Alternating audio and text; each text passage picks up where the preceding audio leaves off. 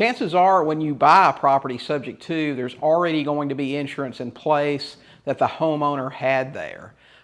Do you need to buy 2 policies? No, you don't need to, and I don't recommend doing that. Now, I know some investors that do it because they're really afraid of the due on sale clause, but I'm telling you, you don't need to do that. The proper way to do this is going to be to pick up a new policy with your entity or you or however you took title as the owner of record, and then you're going to put that policy in place, cancel the old policy, and get a refund on the existing amount that's still out there outstanding on that policy. You should get that refund, and you can either deposit that check into your bank or you can send it back to the mortgage company to pay additional principal down on the property.